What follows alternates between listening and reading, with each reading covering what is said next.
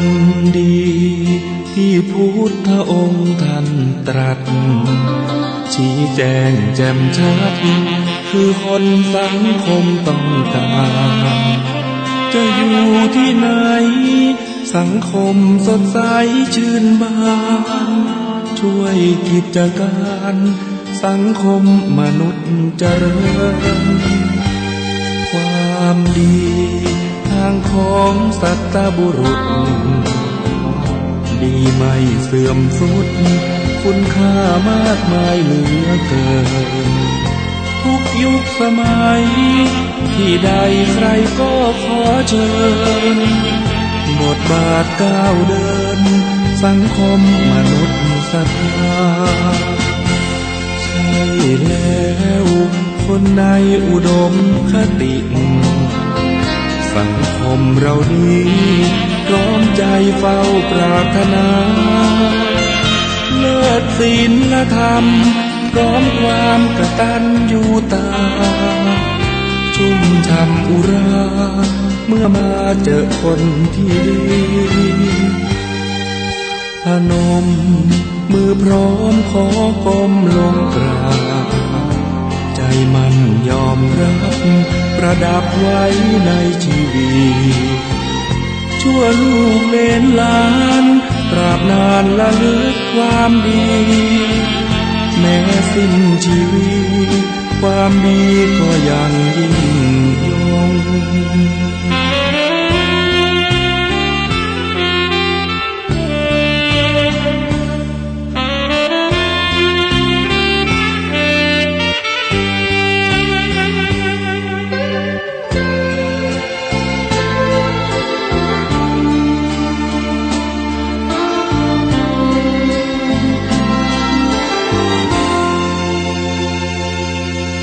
พนม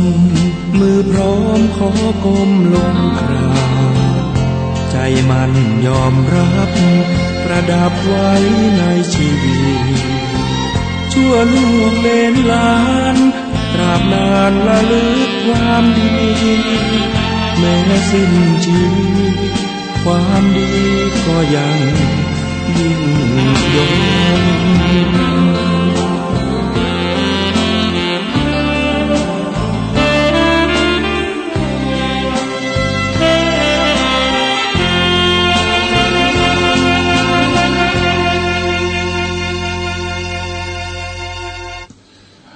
พุทธคุณวางไว้กลางกล้าว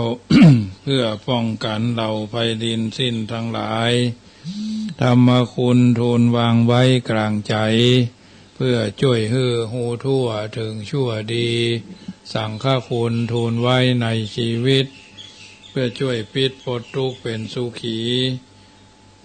โดยบุญอภิวันอัญชลีสวดสดีโดยการนิรันดร์เทิน10 นิ้วกราบแนบใต้ไหวสาปารมีธรรมในครูบาอาจารย์พระมหาเถรานุเถระท่านเจ้าคณะพระสังฆาธิการทุกรูปทุกตน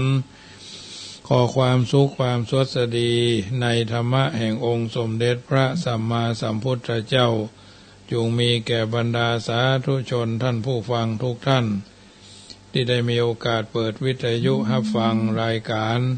เสียงธรรมก่อนรับตาตั้งสถานีวิทยุเพื่อการศึกษาพระพุทธศาสนาและวัฒนธรรม FM ความถี่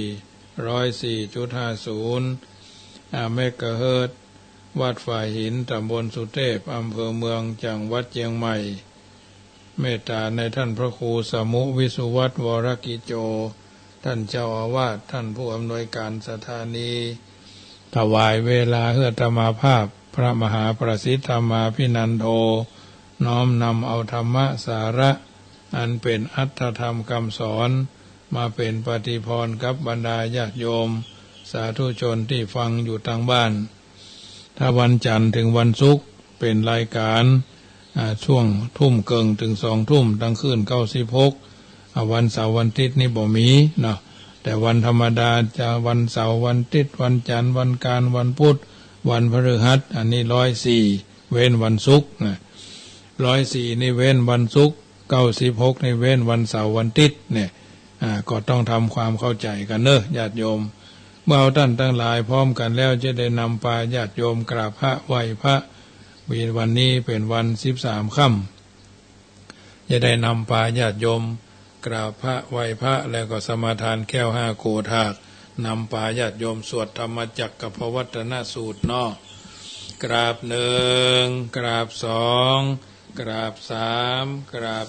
4กราบ5อรหังสัมมาสัมพุทโธภะคะวาพุทธังภะคะวันตังอภิวาเดมิ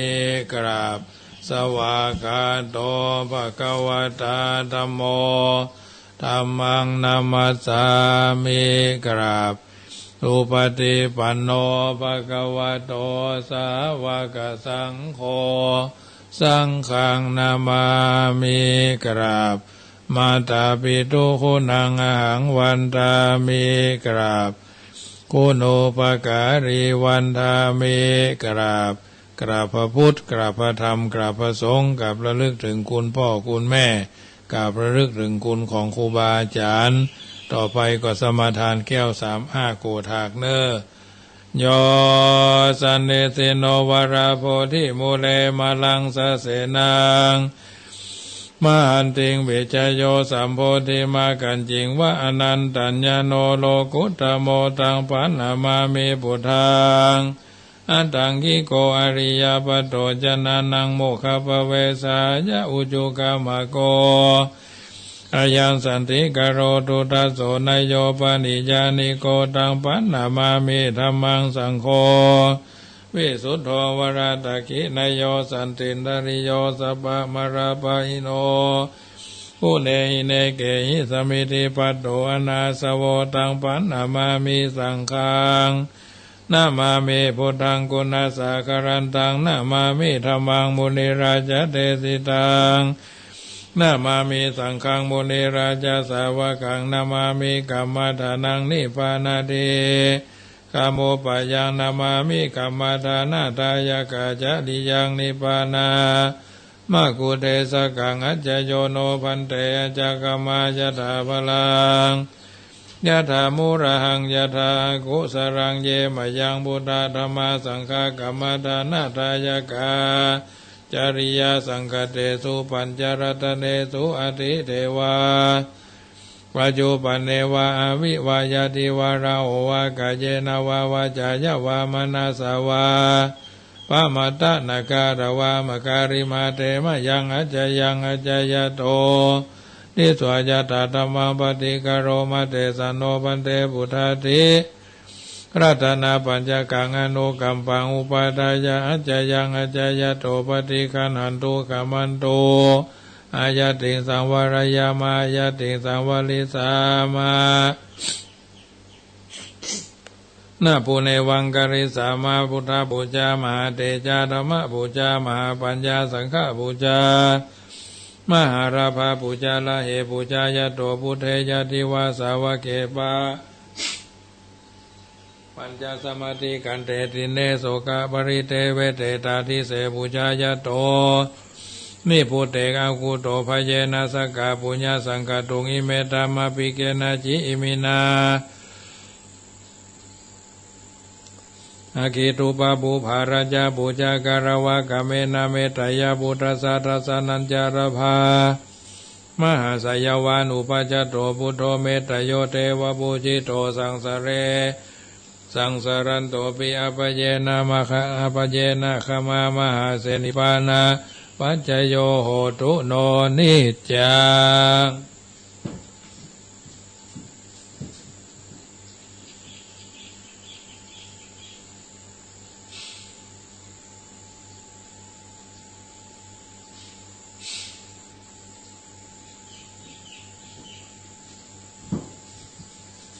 นะโม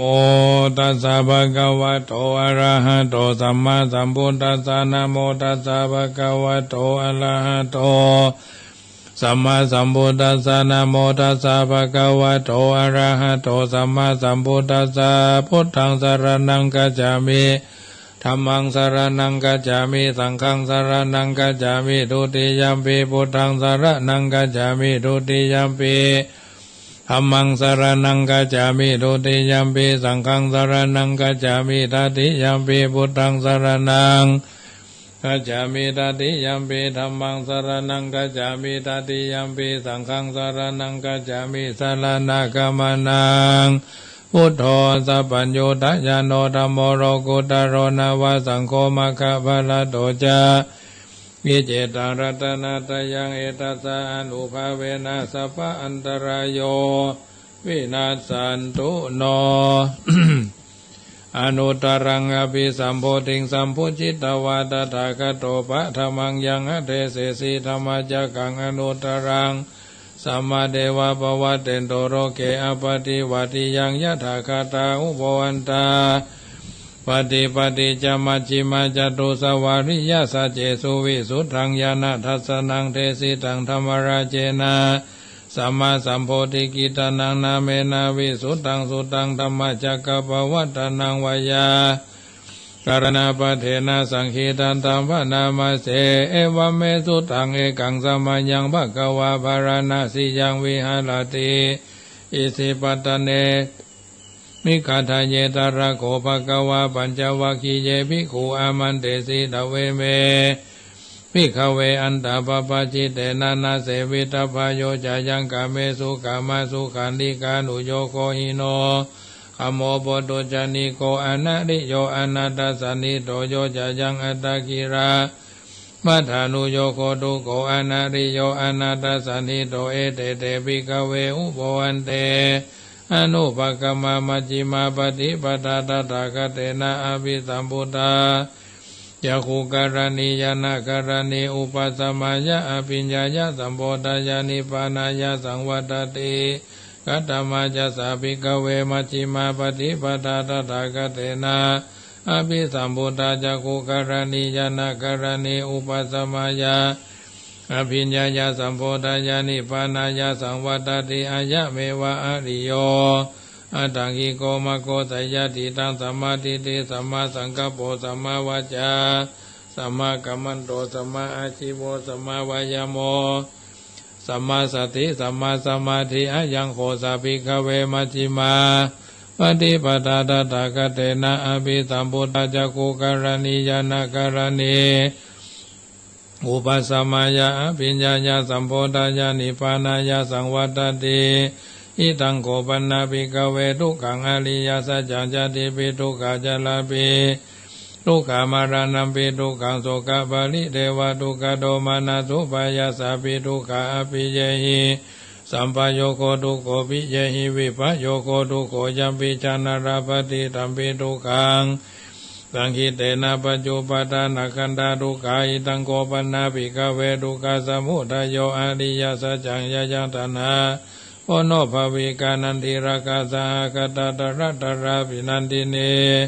สัญญาติตังกมตัณหาภวะตัณหาวิภวะตัณหาอิตังโกปันนาภิกขเวทุกขานิโรโธอริยสัจจโยตัสสะเยวะตัณหายะอาเสสะวิราคะนิโลโกจาโกปตินิสโกมุติอนาระโยอิตังโกปนาภิกขเวทุกขานิโรธคามินีปฏิปทาอริยสัจจังอายเมวะอริโยอัตถังกิโกมะโคสัยยะติตังสัมมาทิฏฐิสัมมาสังกัปโปสัมมาวาจาสัมมากัมมันโตสัมมาอาชีโวสัมมาวายโมสัมมาสติสัมมาสมาธิตังทุกขังอริยสัจจันติเมภิกขเวภุเพอนันุสุเตตุธัมเมตุจักขุงอุทธปาทิญาณังอุทธปาทิปัญญาอุทธปาทิวิชาอุทธปาทิอโรโกอุทธปาทิตังโกปานิตังทุกขังอริยสัจจังปริญญายันติเมภิกขเวภุเพอนันุสุเตตุธัมเมตุจักขุงอุทธปาทิญาณังอุทธปาทิปัญญาอุทธปาทิวิชาอุทธปาทิอโรโกอุทธปาทิตังโกปานิตังทุกขังอริยสัจจังปริญญาตันติเมภิกขเวภุเพอนันุสุเตตุธัมเมตุจักขุงอุทธปาทิญาณังอุทธปาทิปัญญาอุทธปาทิวิชาอุทธปาทิอโรโกอุทธปาทิอิตังทุกขสมุทัยโยอริยสัจจันติเม ภิกขเวภุเพอนันโนสุเตตุธัมเมตุจักขุงอุตตปาทิญาณังอุตตปาทิปัญญาอุตตปาทิวิชชาอุตตปาทิอโลโกอุตตปาทิตังโกปานิตังทุกขสมุทัยโยอริยสัจจังปะหัตถปันติเมภิกขเวภุเพอนันโนสุเตตุธัมเมตุจักขุงอุตตปาทิญาณังอุตตปาทิปัญญาอุตตปาทิวิชชา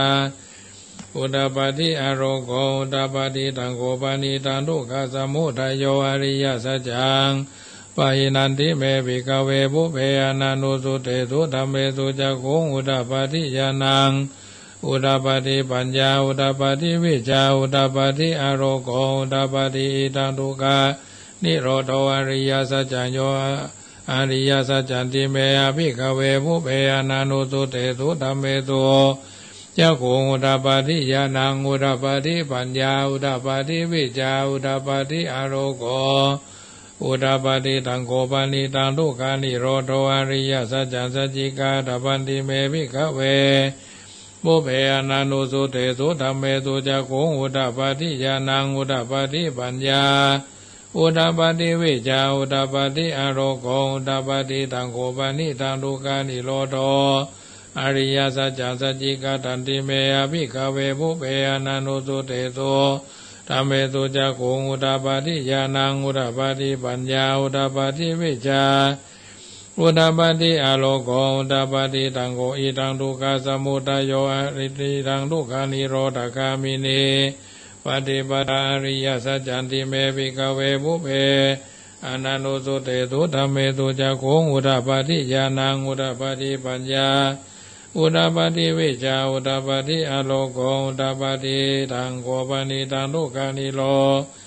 ธคามินีปฏิปทาอริยสัจจังภเวตปันติเมภิกขเวภุเพอนันโนสุเตตุธัมเมตุจักขุงอุตตปาทิญาณังอุตตปาทิปัญญาอุตตปาทิวิชชาอุตตปาทิอโรโกอุตตปาทิตังโกปานิตังทุกขานิโรธคามินี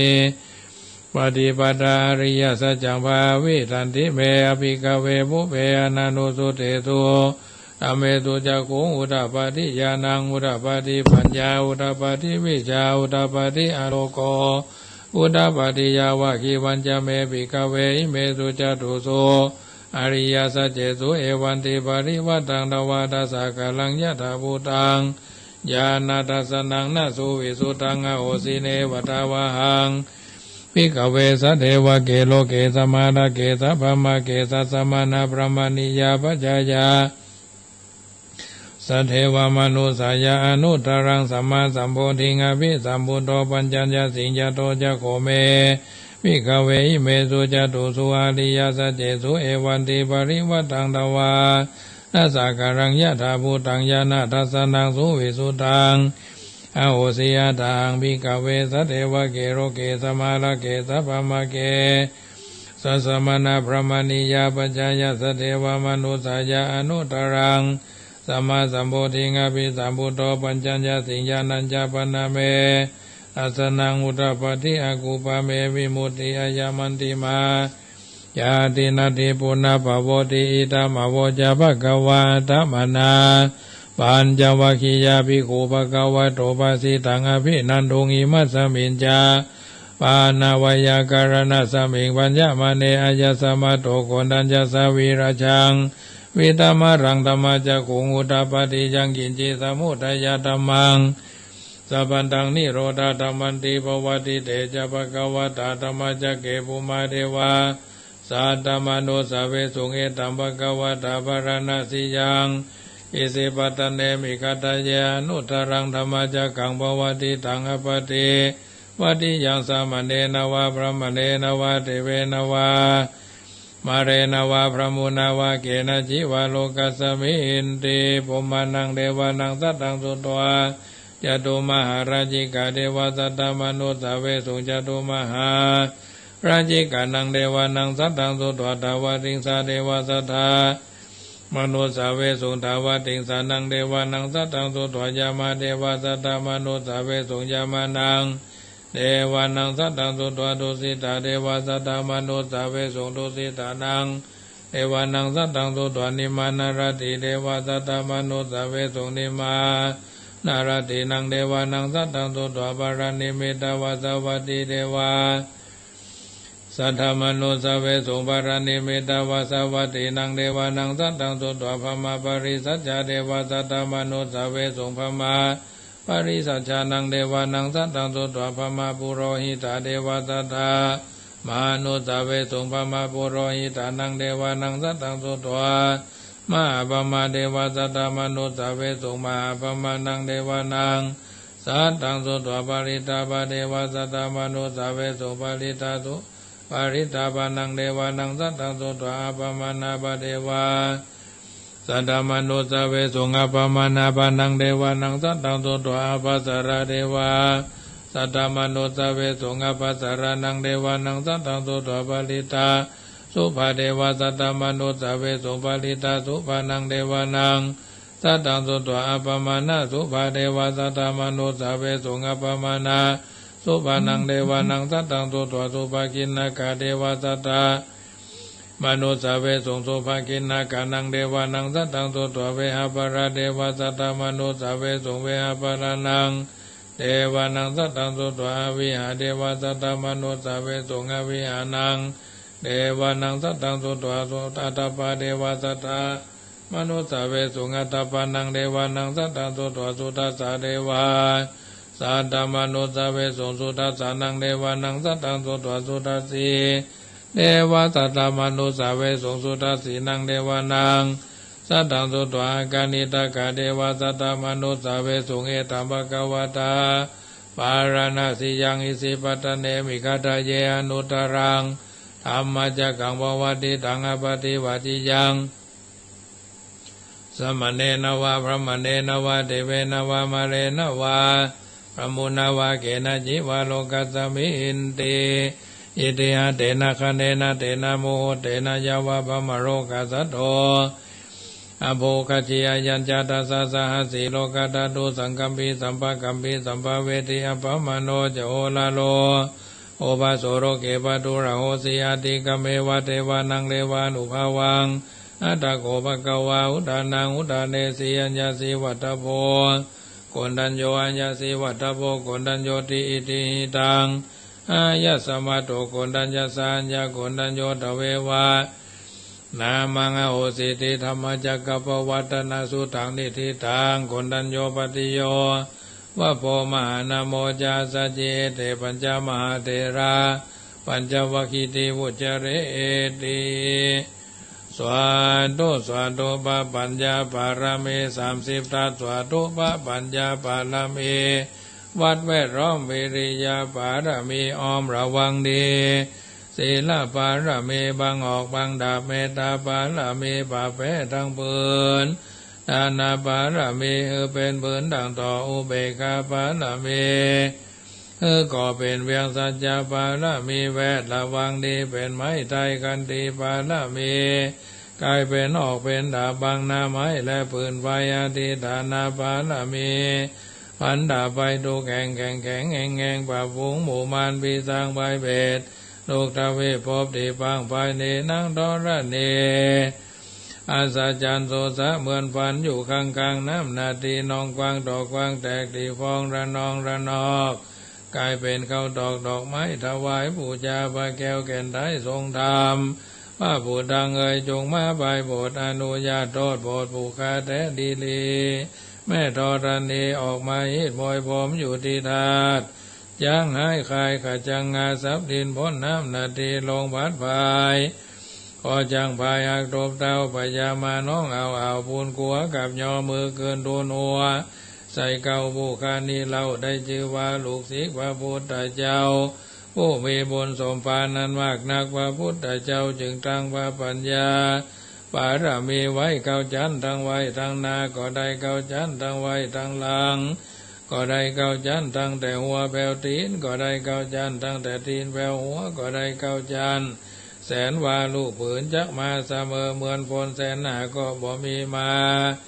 อยากไกลใดข้าพเจ้าใดใดจีว่าพุทธะกุนังธรรมะกุนังสังฆะกุนังพุทธะอินตาธรรมะอินตาสังฆะอินตาอัสสหะแม่ธรณี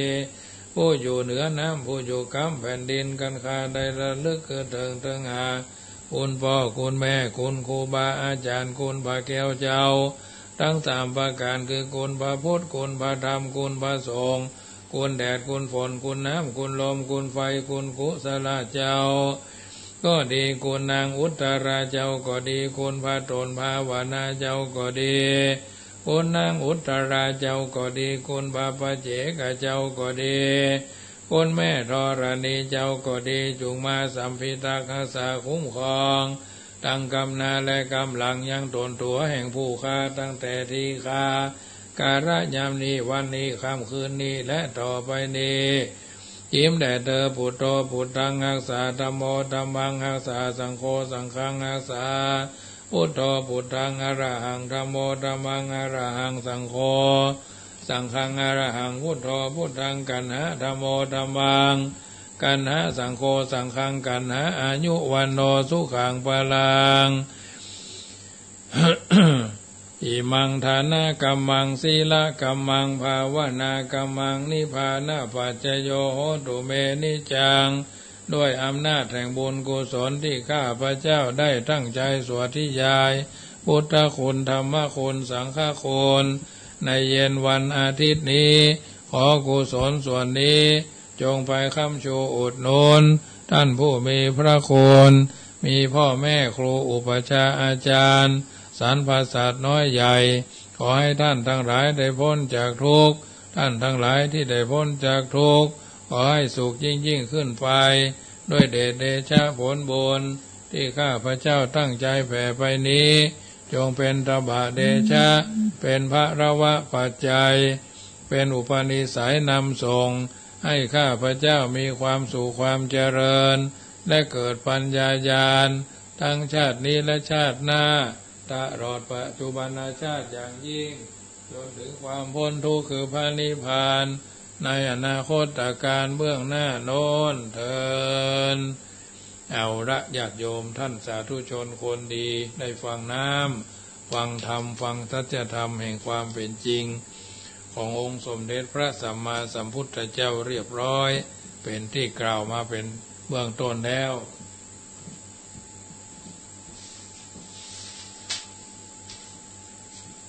ก็เป็นอาหารใจกับบรรดาญาติโยมที่ตั้งใจฟังกันเป็นประจำอยู่แล้วก็ขอเป็นมงคลกับตัวกับตนกับบรรดาญาติโยมสาธุชนทุกคนทุกท่านน้ำธรรมคำสอน 84,000 พระธรรมขันธ์รังสรรค์เลือกสรรเอาสิ่งที่ดีที่เป็นมงคลนำไปเป็นประทีปธรรมในการดำเนินชีวิตธรรมาภาพได้อู้เอิญเจริญพรให้ญาติโยมได้ยินได้ฟังหลายเรื่องหลายรสหลายอรรถธรรมเป็นต้นมาวันนี้ก็จะอู้เรื่องของการที่อยู่ในสังคมแห่งการอยู่ร่วมก็คือคุณธรรมความเคารพเป็นที่ยอมรับกันจะลึกนึกถึงเป็นสิ่งที่เกิดจากใจมีพระบาลีกล่าวว่าพระหูนังวัตตะอัฏฐายะอุปัชชันติตถาคตาอิถีนางปุริสานันจะเยเตสาสนการกาติแปลว่าความเป็นกล่าวไว้ในพระสุตันตปิฎกปรากฏในขุทกนิกายเถระกาถาพระสุตันตปิฎกฉลองศรัทธาประดับปัญญาท่านสาธุชนทั้งหลายในการฟังน้ำฟังธรรมเพื่อเป็นภกระเพื่อเป็นปกติเป็นการนำมาเสนอให้เราท่านทั้งหลายได้หู้ความจริงได้หู้ความจริงได้หู้ความเท็จได้หู้ความฉลาดได้รู้ความโง่ได้รู้ความหันสิ่งที่ผู้ต้องการดังนั้นก็เรามีโอกาสได้สนทนาปราศัยเกื้อกูลจุนเจือช่วยเหลือซึ่งกันและกันในการดำเนินชีวิตเพื่อเข้าใจในหลักธรรมคำสอนในทางพระพุทธศาสนาน้ำธรรมคำสอน 84,000 พระธรรมขันธ์เอาสามารถรังสรรค์เลือกสรรเอาสิ่งที่ดีที่หันว่าเป็นประโยชน์กับการดำเนินชีวิตเอาก่อนนำไปเป็นประทีปธรรมในการดำเนินชีวิตของเราท่านทั้งหลาย 84,000 พระธรรมขันธ์ก็ถือว่าเราท่านทั้งหลายนั้นได้มีโอกาสฟังสิ่งที่เคยได้ฟังแล้ว เพิ่มเติมสิ่งที่ยังบ่เข้าใจเพราะฉะนั้นน้ำธรรมคำสอนอย่างหนึ่งเอาอยู่ในสังคมก็ย่อมมีการเคารพก็คือบุคคลเพิ่นว่าบุคคลผู้มีปกติในการกราบการไหว้จะมีอายุมั่นยืนยาวประกอบไปด้วยธรรม4ประการจะมีอายุจะมีผิวพรรณวรรณะเปล่งปลั่งจึงมีคำกล่าวเอาไว้ว่าอภิวาทนาสีฤทธานิจังอุตตาปจายิโนจัตตารโอธรรมาวัฏันติอายุวันโนสุขังพลังบุคคลผู้มีการปกติกราบไหว้ประดับประดาไว้ในพรรณนาคำสอนตามนัยยะที่กล่าวในพระสุตตันตปิฎกคุตตกนิกายเอกนิบาตชาดกเพื่อประดับปัญญาการกราบการไหว้การแสดงความเคารพอ่อนน้อมถ่อมตนต่อผู้ใหญ่ผู้เจริญทั้งด้านวัยวุฒิคุณวุฒิคุณงามความทางด้านวัยและคุณความรู้ถือเป็นการให้เกียรติผู้อื่นและเสริมสร้างคุณค่าให้แก่ตนเองในขณะเดียวกันพระพุทธเจ้าทรงให้ความสำคัญในเรื่องความเคารพนี้นักการแสดงออกทางกายวาจาต่อกันและการของคนที่อยู่ร่วมกันนั้นต้องเป็นไปอย่างเหมาะสมตามฐานะของแต่ละบุคคลและการแสดงความเคารพต่อผู้แก่กว่าหรือผู้มีอุปการะคุณนั้นมีอยู่2 ลักษณะคือโดยกิริยาท่าทางเช่นการกราบไหว้การโค้งคำนับการบ่อู้เสียงดังหรือสนทนาข้ามหัวผู้ใหญ่ในชุมชนนั้นๆการบ่ห้องผู้ใหญ่โดยระบุชื่อท่านการทักทายปราศัยกันด้วยคำสุภาพไพเราะอ่อนหวานนี้เป็นลักษณะหนึ่งที่แถมลักษณะหนึ่งคือการปฏิบัติตามคำสอนการทำหน้าที่ของตนให้สมบูรณ์ทำให้ผู้มีพระคุณชื่นใจเช่นพ่อแม่เช่นบุตรธิดาแสดงความเคารพพ่อแม่โดยการเลี้ยงดูท่านเป็นการตอบแทนช่วยทำงานที่ท่านมอบหมายช่วยสืบต่อวงตระกูลของพ่อของแม่บ่ใจบ่ฮือขาดศูนย์การประพฤติตนให้เหมาะสมกับความเป็นทายาทเมื่อท่านล่วงลับไปแล้วทำบุญอุทิศให้ท่านทั้งสองความเป็นไปของสังคมหรือของหน่วยงานใดๆการดำเนินการงานขององค์กรต่างๆจำเป็นต้องมีระดับขั้นการบริหารการบังคับบัญชาเพื่อให้ระบบการทำงานเป็นไปด้วยดีเพื่อสังคมมีระเบียบและปัญหาต่างๆได้รับการแก้ไขอย่างเป็นระบบตรงจุดนี้ความเคารพความยำเกรงต่อผู้บังคับบัญชาในแต่ละระดับมีความจำเป็นอย่างยิ่งในการที่จะอยู่ในสังคมแห่งการอยู่ร่วมนังน้อยๆก็คือการยกมือไหว้วันทาถือความจำเป็นเช่นบุคคลแต่ละคนจะหันความสำคัญของกันและกันได้ต้องมาจากการแสดงความเคารพต่อกันผู้น้อยแสดงความเคารพต่อผู้ใหญ่ก็ทำให้ผู้ใหญ่พอหันความสำคัญของผู้น้อยในขณะเดียวกันผู้ใหญ่พอหันความสำคัญของผู้น้อยก็จะทำให้ผู้น้อยเคารพผู้ใหญ่ความเคารพและการพอหันความสำคัญของกันและกันเป็นสิ่งที่มาคู่กันเสมอในปัจจุบันเรามักใจคำว่าสิทธิและหน้าที่คือมักจะอู้คำว่าสิทธิก่อนคำว่าหน้าที่ความจริงแล้วหน้าที่ต้องมาก่อนสิทธิคำว่าสิทธิแปลว่าอำนาจอันชอบธรรมความสำเร็จสิ่งที่จะพึงมีพึงได้ส่วนคำว่าหน้าที่แปลว่ากิจที่ควรท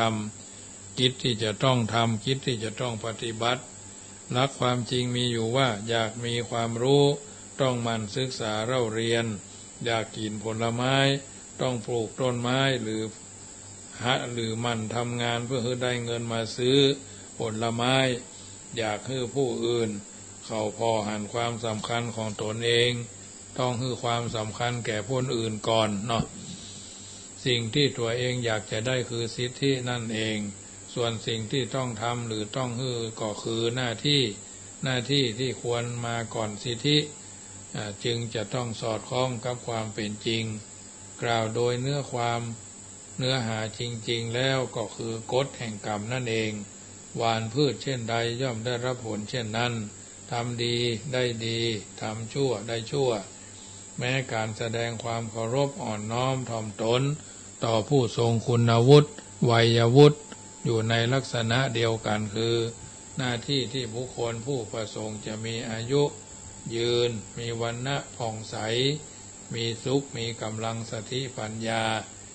และกำลังกายต้องทำก่อนเขาจึงจะได้สิทธิหรือคืออายุวรรณะสุขภละบุคคลผู้เคารพอ่อนน้อมถ่อมตนต่อผู้มีอายุแก่กว่าหรือมีอายุน้อยกว่าแต่อยู่ในตำแหน่งสูงกว่าย่อมเป็นที่เคารพของลูกของหลานเป็นที่เคารพของคนรอบข้างเช่นเดียวกันบุคคลเช่นนี้แหละเรียกว่าผู้ตกน้ำบ่ไหลตกไฟบ่ไหม้ยักอยู่ในฐานะใดๆก็ได้รับการคุ้มครองเอาใจใส่จากคนรอบข้างอยู่ในฐานะศิษย์ก็ได้รับการดูแลเอาใจใส่จากครูบาอาจารย์อยู่ในฐานะลูกก็ได้รับการเอาใจใส่ดูแลจากพ่อจากแม่อยู่ในฐานะหลานก็ได้รับเอาใจใส่ดูแลจากปู่ย่าตายายอยู่ในฐานะลูกน้องก็ได้รับการเอาใจใส่ดูแลจากผู้บังคับบัญชาคนสองคนโขดกันมาเป็นแรมปีสามารถกลับมาเป็นมิตรจับมือกันได้เพราะการกราบการไหว้และยิ้มคือการเพียงครั้งเดียวเท่านั้นกิริยาอาการคือการพนมมือไหว้นี้ถือเป็นสัญลักษณ์แทนหัวใจ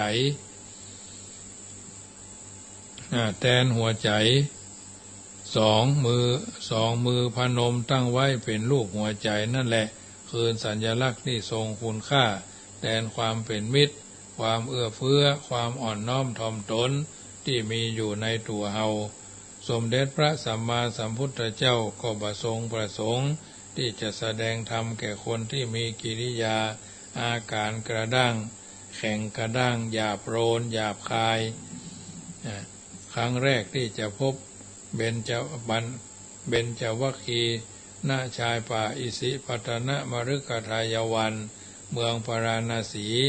ทรงได้ยินคำอู้และแห่งกิริยาอาการหยาบกระด้างของพระเบญจวัคคีย์จึงตัดเตือนให้พวกเขาปั๊บเปลี่ยนคำอู้และกิริยาอาการเสียใหม่เหมาะที่จะฟังธรรมเพราะถ้าพระองค์แสดงธรรมไปในขณะที่ผู้ฟังยังมีท่าทีกระด้างเช่นนั้นก็จะบ่เกิดประโยชน์อย่างอันใดก่อนที่จะเสด็จดับขันธปรินิพพานพระองค์ได้รับสั่งว่าภิกษุทั้งหลายควรปฏิบัติต่อกันด้วยความเคารพอ่อนน้อมถ่อมตนบ่ควรเรียกกันด้วยคำว่าอาวุโสซึ่งแปลว่าผู้มีอายุเป็นคำเรียกกันแบบเพื่อนทั่วไปแต่ภิกษุแก่กว่าโดยพรรษาพึงเรียกภิกษุอ่อนกว่าโดยระบุชื่อโดยคำว่าอาวุโสส่วนผู้อ่อนวโสผู้อ่อนกว่าโดยพรรษาพึงเรียกภิกษุแก่กว่าว่าพันเตแปลว่าข้าแด่ท่านผู้เจริญหรือคำว่าอายัสสมาแปลว่าผู้มีอายุคือความสำคัญของการแสดงความเคารพความอ่อนน้อมต่อกันเพราะฉะนั้นญาติโยมท่านผู้ฟังทั้งหลายการดำเนินชีวิตของเรานั้นคือการครองเรือนการดำรงชีวิตอยู่ในสังคมไทยนั้นมีลักษณะเฉพาะบ่เหมือนกับสังคมโลกส่วนอื่นๆเอามีประเพณีไทยมีวัฒนธรรมไทยเช่นประเพณีการบวชการทำบุญโอกาสต่างๆรถสงกรานต์ประเพณีตักบาตรเทโววัฒนธรรมการกราบการไหว้วัฒนธรรมการแสดงความเคารพต่อผู้ใหญ่ประเพณีวัฒนธรรมสืบเนื่องสืบต่อกันมาจึงนำมาเอื้อนเจริญพรบรรดาญาติโยมสาธุชนท่านทั้งหลายได้ยินได้ฟังและก็นำไปเป็นข้อพินิจพิจารณาเอาท่านทั้งหลายอยู่ในสังคมแห่งการอยู่ร่วมด้วยช่วยกันเป็นน้ำหนึ่งใจเดียวกันเพราะอยู่กันอย่างพี่ ดีกันอย่างน้องปรองดองกันเหมือนญาติชาติประเทศก็จะเจริญพระพุทธศาสนาก็จะรุ่งเรืองไปตามนั้นอันนี้เป็นการกล่าวอู้เอิ้นเจริญพรให้บรรดาญาติโยมได้นำไปปรับใช้ในการดำเนินชีวิตลักษณะของความเสียสละที่เขาอยู่ในสังคมเสียสละคือจาคะศัพท์บาลีประวัติจาคะแปลว่าเสียสละเอาเสียสละกำลังกายเสียสละกำลังกำอูเสียสละกำลังใจแบ่งปันลาภที่ได้มามีความหันตรงกันมีความหันตรงกันแล้วก็มีศีลเสมอกันการเสียสละก็โดยเฉพาะเพื่อเป็นการชักจูงเพราะเขาว่าเป็นคนใจกว้างรับฟังความคิดของคนอื่นบ่มุ่งเอาแต่ตามใจตัวเก่าเป็นผู้มุ่งประโยชน์ส่วนรวมอย่างแท้จริงเป็นผู้เสียสละได้แม้กระทั่งการจะให้คนอื่นรู้ว่าตนเองนี่แหละเป็นคนเสียสละอนุเคราะห์ช่วยเหลือเกื้อกูลผู้อื่นอย่างบ่หวังว่าจะได้รับผลตอบแทนบ่หวังว่าเมื่อทำประโยชน์เรื่องใดจะต้องรับรู้การกระทำของเฮาบ่หวังว่าเมื่อทำอย่างนั้นอย่างนี้แล้วตัวเองจะเป็นคนใจกว้างหรือกว้างขวางมีชื่อเสียงเป็นที่ชื่นชอบเชื่อถือเป็นคนเก่งเป็นคนขยันมีพระบาลีกล่าวว่าอโหวัตมังชโนอายังสัตโธสีละวาพหุสุโตปริวัตโตอารัฐวิริโยอุปัฏฐิตัสสติสมาหิโตปัญญวาขีนาสโวติชาไนยาติอิมังอสัตถังสัมภาวะนังอิจฉติเป็นต้นนั้นอู้ถึงความเสียสละพูดถึงความเสียสละบหันว่าจะมีผลเสียอันอย่างตรงไหนการเสียสละเป็นพื้นฐานในการพัฒนาหมู่คณะสังคมประเทศชาติสังคมมนุษย์จักดำรงอยู่ได้อย่างมั่นคงความผาสุกราบรื่นสังคมนั้นต้องตั้งอยู่บนพื้นฐานของคุณธรรมเหมือนตึกใหญ่โตจะตั้งอยู่ได้อย่างภูมิฐานโอฬารมั่นคงเพราะมีฐานรากรองรับที่ดีคุณธรรมที่เป็นรากฐานหรือพื้นฐานของสังคมมีอยู่หลายประการจักแสดงที่นี้มีเพียงอยู่5ประการคือความเคารพความเสียสละสัจจะเมตตาสามัคคีในสังคมใดมีแต่คนหันแก่ตัวเอาแต่ได้บ่ยอมเสียเอาแต่ทุจริตกอบโกยสังคมก็ไปบ่รอดตั้งอยู่บ่ได้แต่ถ้าสังคมใดมีการเสียสละช่วยเหลือเกื้อกูลเอื้อเฟื้อเจือจานเสียสละทรัพย์เสียสละเวลาเสียสละความสุขส่วนตัวเพื่อทำประโยชน์ในสังคมนั่นก็จะอยู่กันอย่างผาสุกบ่เดือดเนื้อห้อนใจวุ่นวายเพราะต่างเสียสละช่วยเหลืออยู่ในฐานะช่วยกันเองบ่ได้ฐานะช่วยตัวเองบ่ได้ตัวอย่างในเรื่องนี้ควรดูมูลนิธิการกุศลต่างๆในสังคมที่บำเพ็ญประโยชน์เพื่อช่วยเหลือสังคมมูลนิธิเหล่านี้เกิดจากการเสียสละของคนในสังคมเป็นช่วงไปเพราะฉะนั้นท่านสาธุชนท่านผู้ฟังญาติโยมผู้คนได้ยินได้ฟังแล้วก็นำไปเป็นอาหารใจประคับประคองตนตัวก้าวล่วงความลำบากด้วยประการทั้งปวงถึงจุดประสงค์มุ่งหมายดังปรารถนาเอาไว้เพราะฉะนั้นรายการเสียงธรรมก่อนรับตานำเอาน้ำธรรมคำสอนมาเอื้อนเจริญพรกับบรรดาญาติโยมเอาอยู่ในสังคมเราต้องนึกถึงเรื่องของการเป็นอยู่ที่ถูกต้องมากกว่าถูกใจบางทีบางครั้งบางประการเอามีสุขเขาก็ต้องมีทุกข์บางเตื้อมีทุกข์ก็ต้องมีสุขเขาผลเพกันไปเนาะไม่ใช่ว่าอันใดอันหนึ่งคือมันสามารถผ่านวิกฤตไปเป็นช่วง โดยเฉพาะเขาอยู่ในสังคมเขาต้องมีความสามัคคีอยู่กันอย่างพี่ดีกันอย่างน้องเนาะปองดองกันเหมือนญาติชาติประเทศก็จะเจริญเพิ่นบอกว่าจับปากกาขึ้นมาเรียงร้อยนำข้าวซ้อยตามถ้อยโวหารแม้นมันบ่เพราะสนออ่อนหวานบ่ดีลำคาญไขขานกล่าวย่อความสามัคคีนี่คือหัวข้อก้อยฟังเต้อนอพี่น้องเมื่อห่วมชมอารมณ์สังคมเพื่อนพ้องหมู่เฮาก็ต้องห่วมแหงสงเคราะห์กันไว้จะได้นายแหนงควรจักฮักแปลงห่วมแหงห่วมสร้างบ่วิวาทกันมันแตกบ้างย่อมบ่อับปางย่อยยับควรห่วมมือกันมันกระชับเหมือนกับพวกเฝ้าแป่งห่างถึงตัวน้อยนิดบ่คิดกลัวอย่างมันรวมพลังกันอย่างแข็งกล้า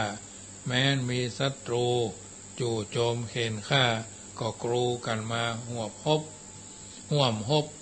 หลายแห้งหลายหัวหลายตัวสมทบประกบกันเข้ามาหรือจะเปรียบคล้ายใหม่ได้ปานป๋อหากเอามาต่อเอามาฟันหรือเอามาฟันลายเส้นเป็นใจลายใจเป็นกั้นความเหนียวของมันก็นักหากเฮายึดถือความห่วมมือพร้อมพักก็จักเหนียวแน่นบ่คลายถึงหมู่อมิตรมาคิดก้ำกลายก็จักทำลายหมู่เฮาบ่ได้มีศึกตังเหนือมีเสือตังใต้ช่วยกันขับไปโป้นสามัคคีตึงดีเหลือล้นเป็นจุดเริ่มต้นดีงามปูหมู่อมิตรจักคิดเกงขามบ่กล้าคุกคามเข้ามาถึงบ้าน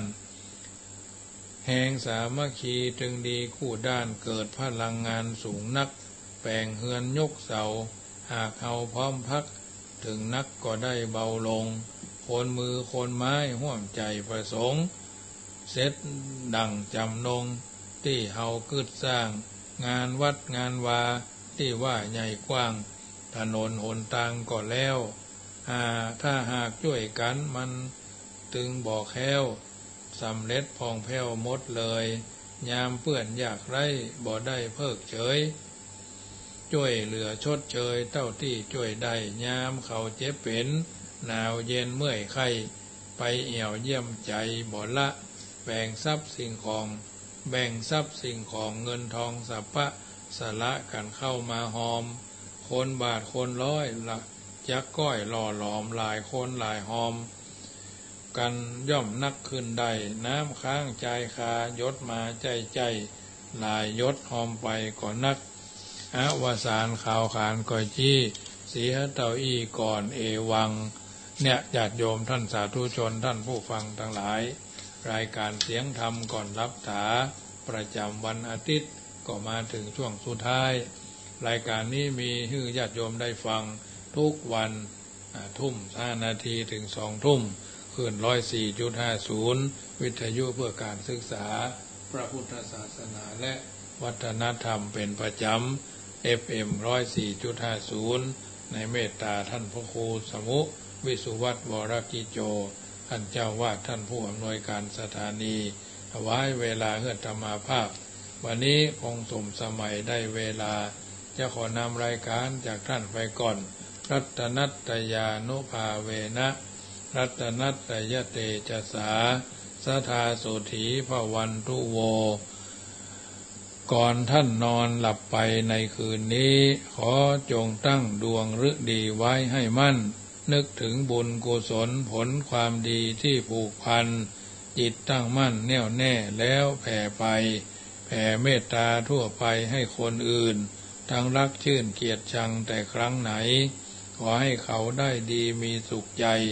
อย่าหวั่นไหวแม้อมิตรที่คิดชังแล้วใจเราจักสบายคลายเร่าร้อนเพราะจิตผ่อนความเครียดแต่หนหลังอนีคาสุขีอัตตานังพ้นทุกขังก็เพราะจิตคิดดีเอ่ยพุทโธบังซ้ายธัมโมบังขวาสังโฆบังกายาอะระหังบังเกสาอะระหังพุทโธ นะโมพุทธายะอายุวันโนสุขังพลังขอเจริญพ